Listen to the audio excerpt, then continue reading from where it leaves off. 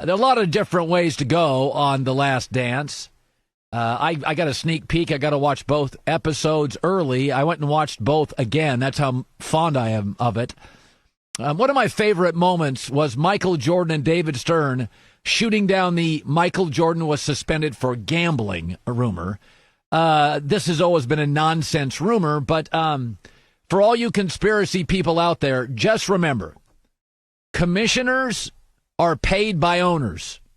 The idea that you could walk to owners, the NBA had never been this popular. All the owners were getting rich, and they were getting rich, and all the valuations of their franchises were going up because the TV ratings were massive because of Michael Jordan.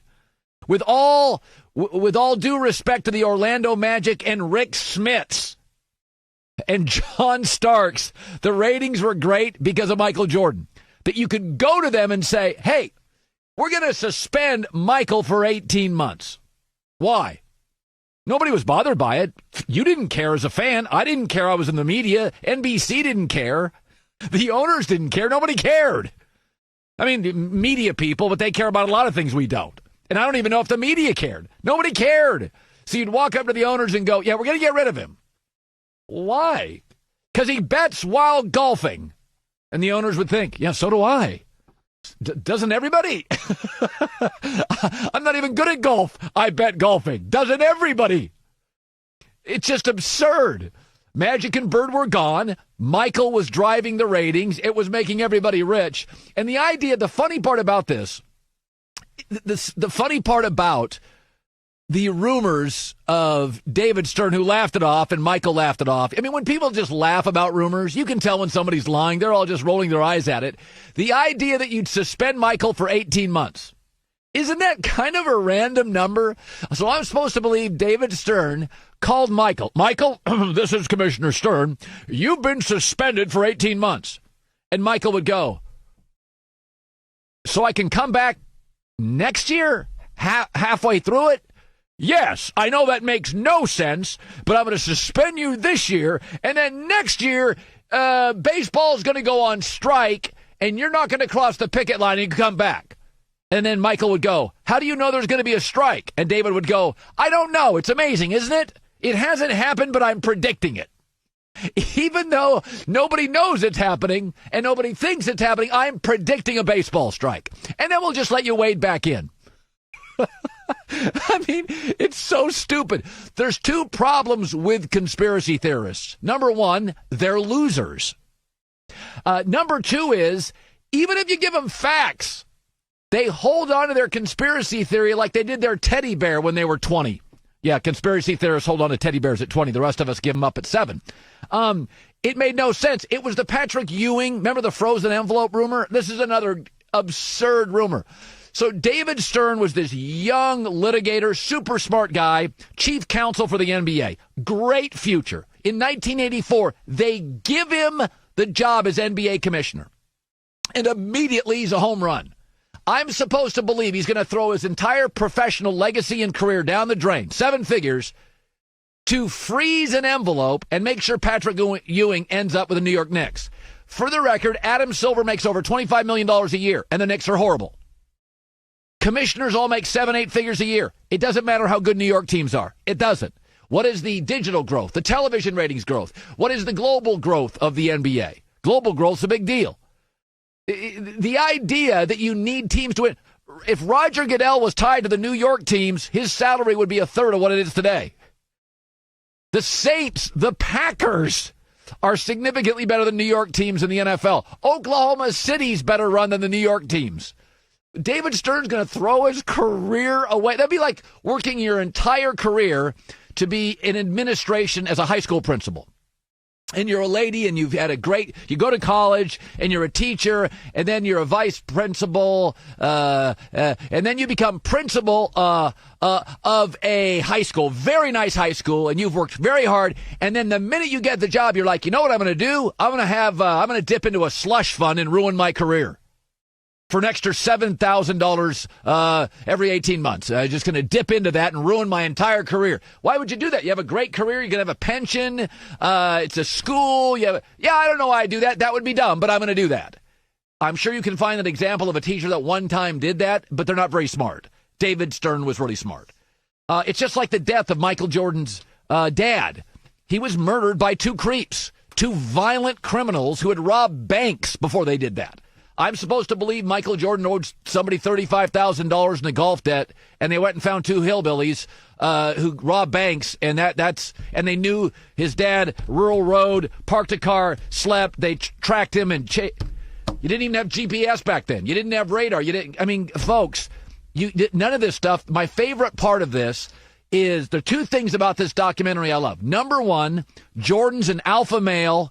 And in a time where anybody that's got a little alpha, it's called toxic masculinity, Michael's like, I'm a guy. I'm not apologizing for who I am. This is how I work. I'm tough.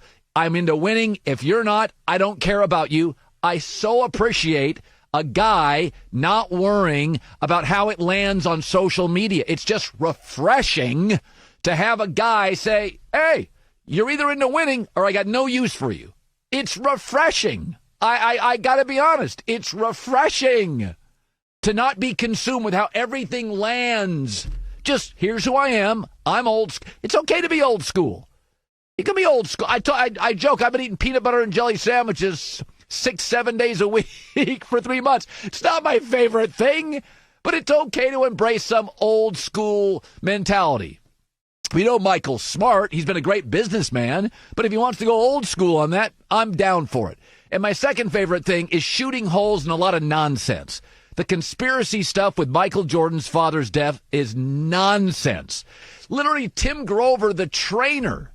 You know, it's this idea that Michael he was forced out. Tim Grover, who's on our show next hour, the trainer, acknowledged in his book years ago, Michael told him a year out, I need a baseball body. I'm going to go play baseball. An author on one of Michael Jordan's book, he admitted last night, he said, yeah, Michael told me during the Dream Team, I'm going to go play baseball. And he said, when? He goes, I got to win a third championship in a row because Magic and Bird haven't done that. We know Michael's competitive. And he goes, after that, I'm going to go play baseball. I'm worn out. We know Michael was worn out. We know he couldn't go in public. So it's been so refreshing. Michael is unapologetically old school on certain things. Not everything, but certain things. I love that. And it's been able to puncture all these nonsensical, there are certain things, when people come up to me, they're overwhelmingly nice. But one of the non-starters where I just will roll my eyes at people is when they throw a conspiracy theory at me. I can't take, in the history of conspiracy theories, I'm sure some have been right, but I still can't find one in sports that's been right, and they're just nonsense. And the MJ gambling stuff, he forced to leave, makes no sense. You have multiple people that knew he was playing baseball. And by the way, you can make an argument he would have stayed in baseball if not for the strike. I mean, Michael was into baseball. Everybody around him is like, no, he's into this stuff. Like, he loves baseball. You can't go to the South, have batting practice for 4 hours, blisters on your hands, because, I was forced into baseball. If Michael was forced into baseball, he wouldn't have spent 4 hours in a batting cage with sores on his hands. He was into baseball. Like old school. And he's an old school soul, right? Yeah. Doug Gottlieb joining us now, sponsored by Mercedes-Benz, the best or nothing. Weekdays after our show, Fox Sports Radio. We play tennis this weekend. Not very well, by the way, but tennis clubs are opening up here in California. So let's talk about the baseball career. I watched it and I thought to myself, listen, I gave Tebow a chance. I gave Tebow some love, and he's batting 137 in AAA. Is it possible that Michael was a little bit better than we all gave him credit for? I guess. I mean, what is Tito Francona going to say? He sucked, everybody. I mean, he needed Joe Boog to help make curveballs. I mean, look, he's a great athlete. It's an interesting aside in the middle of his career. I thought it was pretty brave of them. It was the elephant in the room. They had to tackle the gambling thing. Yeah. I'm not sure they gave us a real clear, totally balanced look. Other than this is ridiculous, it's ridiculous. Oh, so the gambling thing, where do you land on that?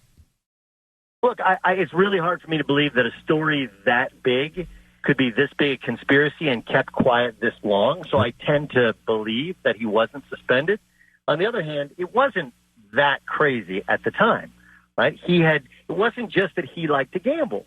It's that Michael Jordan was famous for not wanting to pay his gambling debts.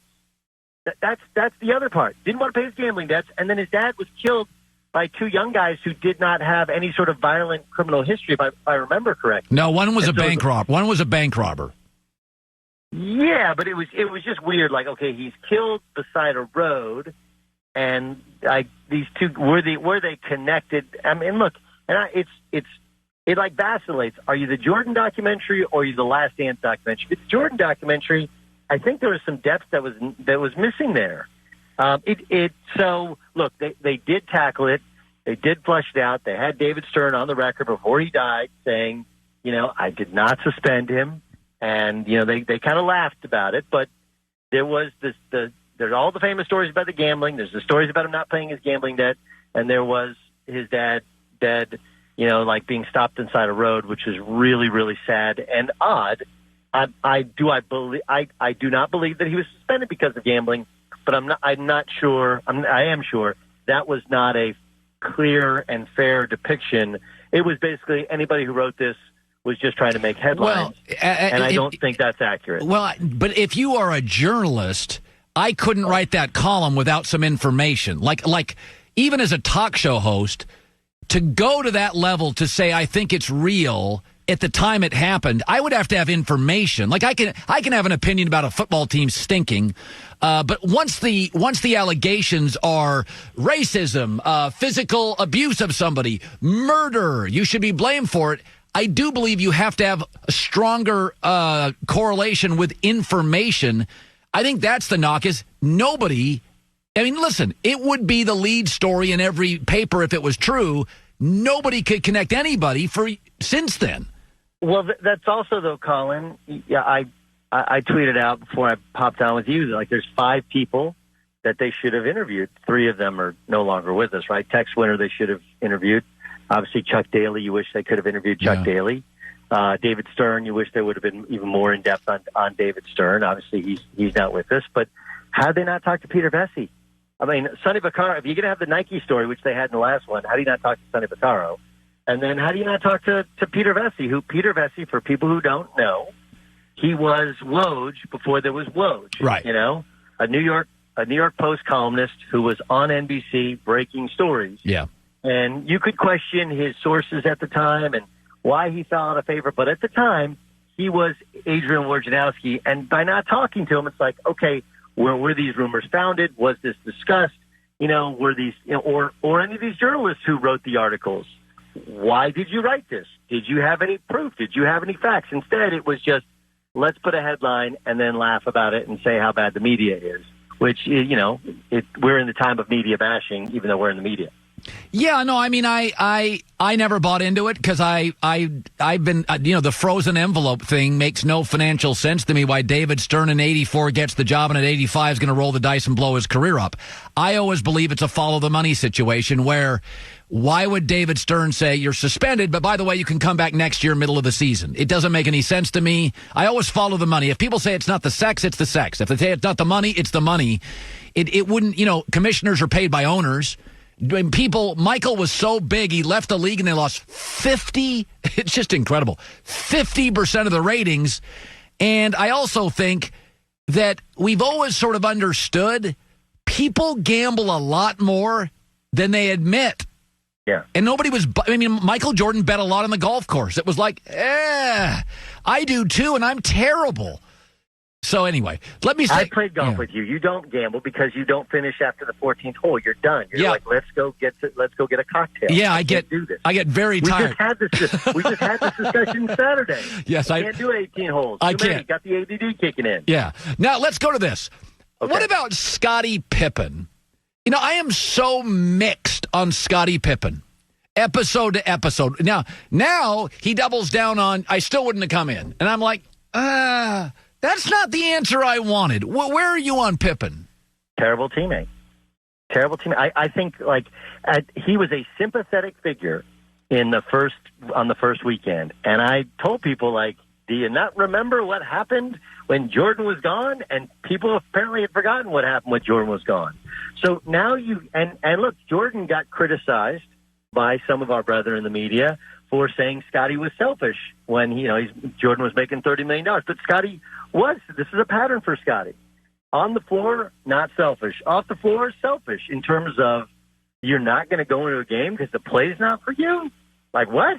And then now you wonder, well, why would the Bulls not change his contract? Well, I don't know. If you're the guy who bailed on the team, and they tried to clean it up and he came back and had a good series. No, he didn't. They lost to the Knicks in Game 7. Like that's not fixing things. He played better the next game and dunked on Patrick Ewing and stood over him, but they didn't fix things. That completely disintegrated his leadership capabilities, and that's why they fell apart the next season. So you factor in that along with the last year, he's not going to get surgery because he wants to have a good summer. Like the part about Jordan that I know people might not like his leadership style, but the other thing that was missing when he left the NBA, and people everyone points out when LeBron leaves the team how it falls apart. You pointed out smartly when Jordan leaves, the league fell apart. And the reason the league fell apart was some of their most talented players, Rasheed Wallace, who was a top 5 talent in the league. Yes. And he wasn't locking in at practice. He wasn't locking in some regular games. He was just super, super talented. But Allen Iverson didn't want to practice, or when he did, he would show up hungover, late, a little bit drunk still. Like that was the deal with AI. And what I find is that the line that Jordan had last night that won it for me was, I didn't ask anybody to do something I wasn't willing to do myself. That's what leadership is. And the fact that he brought it, maybe not every day in practice, but he was there. And when it was time to compete, he would compete in practice. He was, he was a competitiveness junkie, and he wouldn't just turn it on and off for games. He worked and worked. You're going to talk to Tim Grover, right? Like, he went from being the most ridiculous athlete to a guy who he built his body in a way to withstand punishment. That's work ethic. That's practice. That's the time off the basketball floor. That's the diet. That's the things that LeBron James done. But the desire to bring it every day in practice and not quit on your team and play through injury, play through fatigue, that's what separates him. And I thought it was really telling for who Scottie Pippen really was, and the real reason the Bulls weren't totally all in on let's just move mountains. I mean, look, the salary cap was different too, but the idea of, I'm going to move mountains for Scottie Pippen when he quit on the team because the play wasn't run his way, and then he won't get surgery at the appropriate time, said he waits the entire offseason, F him. And I think a lot of America, especially basketball dudes, that is not a good teammate. It's funny. I covered Scottie for a couple years in Portland. He was a great player. I never thought he had leadership skills. I thought he was a great player. And the longer he played for the Bulls and Michael was gone, for about a year, it worked. And then by the start of the second year, it was a mess. Even Phil Jackson said, we were just a mess. Leadership's hard, as Michael Jordan's pointed out. Leadership is hard. Troy Aikman, no. Troy Aikman has a lot of enemies when he played for the Cowboys. He was a great leader. But no question. I mean, look, my dad used to always tell me, look, when a Bill Parcells leaves a team, that team is usually good for 1 year. Yep. Because there's a carryover of leadership, and then there's a certain amount of fun and freedom because the dictator's gone. Yeah. And that's what happened with the Bulls when he retired, right? There was a carryover in the leadership, and they were having fun because there was a bunch of other shots, and everybody's having a good time. And then all of a sudden you're like, when you hit adversity, that's when you need that guy who every day is in your, at practice, driving you to be better, forcing you, and doing it himself. And I'm not sitting here and tell you that Jordan won every wind sprint, but I would challenge you to find other superstar players from the last 20 years competing and winning in wind sprints. That's not what guys do. And I think that's the best part that comes from this documentary. Yeah. By the way, we got about a minute left. What did you make of Adam Silver really flipping his tenor in the last month? Friday, he comes out after my show and basically says, our CBA is not built for an expanded pandemic.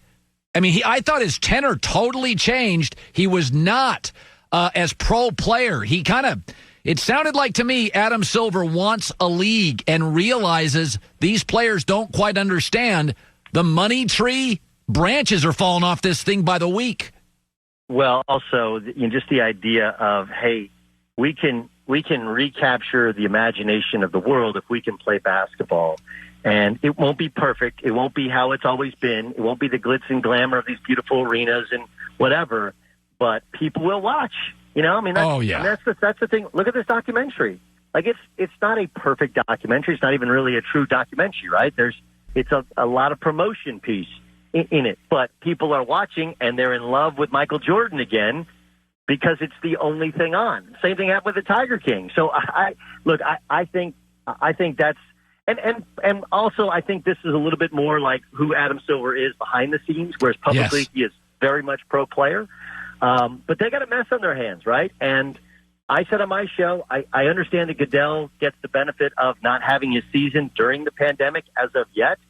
But I do think that his heavy-handedness of, hey, nobody's going to speak about this, everything's coming from the league, works better than Adam Silver, who's allowed his players to have freedom. And they've said all kinds of different things.